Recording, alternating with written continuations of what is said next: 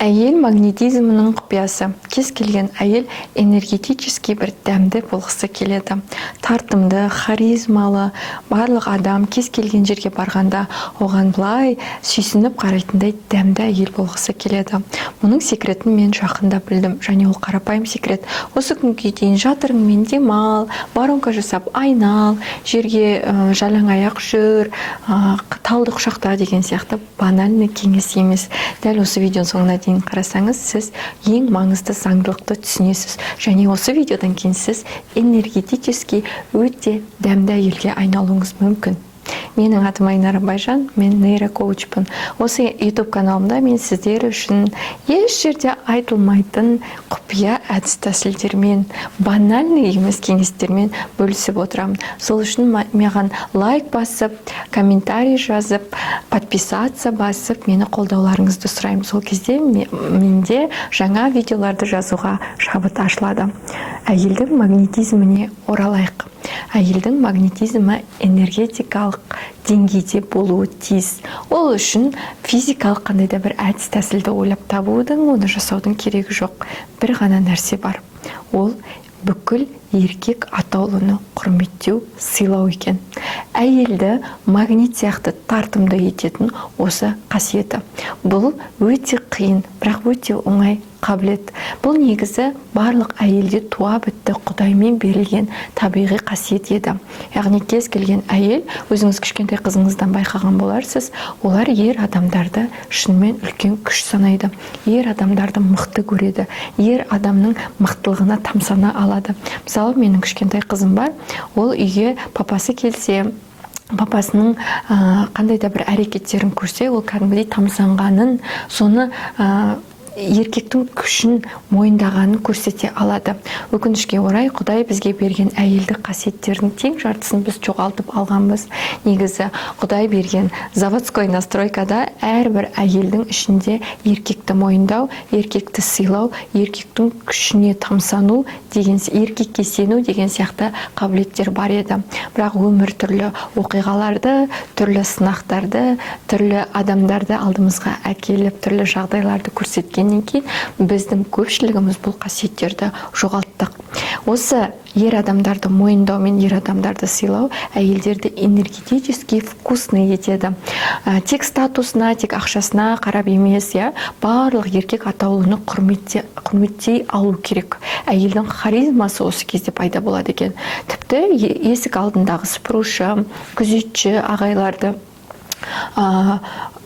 статусына, ақшасына қарамай, сондай еркек деген, Құдай еркек деп жаратқан әрбір ер адамды мойындай алу бізге әйелдік күшімізді қуаттайды, әйелдік болмысымызды ашады, әйелдік магнетизмімізді жоғарылатады. Мұндай еркекті мойындай білетін әйелдер отбасылық өмірде де жолы болады екен. Егер сіз тұрмысқа шықпаған жас қыз болсаңыз, мен сізді құттықтаймын, сіз өте күшті кеңесті естіп отырсыз. Егер сіз отбасылық өмірде ең мықты жігітке тұрмысқа шыққыңыз келсе, отбасылық өмірде бақытты болғыңыз келсе, осы қасиетті өзіңізде ашыңыз. Яғни ер адамдарды құрметтеңіз. Не себепті қыздардың көпшілігі ер адамдарды қарапайым құрметтей алу деген негізі табиғи процесс қой, табиғи біздің бойымызда бар қабілет. Неге бұл қабілет жоғалды? Өйткені біздің өміріміздегі ең алғашқы ер адам ол біздің әкеміз болды. Әкеміз түрлі себептерге байланысты анамызбен араларында конфликт болды. Біз мамамыздың сенің әкең оңбаған, сенің әкең сондай, көпшілігіміз бәріміз демеймін, сенің әкең сондай, сенің әкең мұндай, сенің әкеңе тартқан сондайсың деген сияқты әңгімелерін көп естідік. Біздің өсіп келе жатқан таптаза санамыз әкенің образын солай қабылдады. Өкінішке орай, біз ең алғашқы өміріміздегі ер адам, біз көрген ер адам, әкенің күші солай біздің көз алдымызда әлсіреген болса, біз барлық ер адамдар туралы бейсаналы түрде сондай ой қалыптастырамыз. Сөйтіп біз әйелге тән магнетизмімізді жоғалтамыз. Өте қарапайым бірақ өте құнды кеңес дәл қазір мен айтып отырмын. Қазақта ер адамның алдын кесіп өтпе деген сөз бар. Бұл сөз тектен текке айтылмаған. Түбіне дұрыстап қарайтын болсақ, ер адамды бәрібір мойында, ер адамды бәрібір сыйла деп тұр. Бізде қазір феминизмдік көзқарас қатты дамып жатқан кезде бұл әйелдердің ер адамды мойындау және ер адамды сыйлау деген қабілеті одан сайын құрдымға кетіп бара жатыр. Сондықтан ойланыңыз, мейлі сіз жұмыс істей беріңіз, мейлі табыс таба беріңіз, мейлі үлкен статусқа жете беріңіз, бірақ сіздің ішіңізде ер адамды мойындау, ер адамды құрметтеу деген қабілетіңіз, қасиетіңіз ашылса, сіз энергетикалық деңгейі жоғары магнит әйелге айналасыз. Мен осы бір ретриттерге барған кезде, тау жақта болған ретритте біздің ұстазымыз далаға шығып, я признаю силу мужчин деп айғайлатқызды. Сол ретритте көптеген әйелдер жеке өмірде жолы болмаған әйелдер еді. Терапия барысында қазып келіп, не себепті ер адаммен жанталасып, ер адаммен жарысып, ер адаммен бір шаңырақтың астында тұра алмау, осындай проблемалар не себепті көбейіп кеткенін зерттеген кезде, түбірі осы ер адамды мойындамау, оны өзінен төмен санау болып шықты. Сондықтан мен сізге айтам, нағыз әйел ер адамды мойындай алғанда, сыйлай алғанда тартымды болады. Бұл еркекке толығымен бағынып кету деген сөз емес. Ер азаматтың еркек болуына рұқсат еткен кезде біз әйел энергетикалық жағынан дамимыз. Энергетикалық қуатымызды әйелдік женская энергия депміз ғой, соны өзімізге қайтарамыз.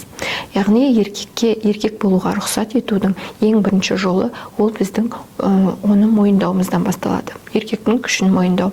Шын мәнінде табиғатта Құдай еркектің күшін, физикалық күшін әйелден жоғары етіп, мықтырақ етіп жаратты. Біз соны мойындамайынша, қабылдамайынша біз өзіміз еркек сияқты болып кетеміз. Ал еркек сияқты болу біздің табиғатымызға жат. Сондықтан егер отбасылық өмірде болсаңыз, рөлдерді ауыстырмай өзіңіздің әлсіз әйел екендігіңізді мойындаңыз.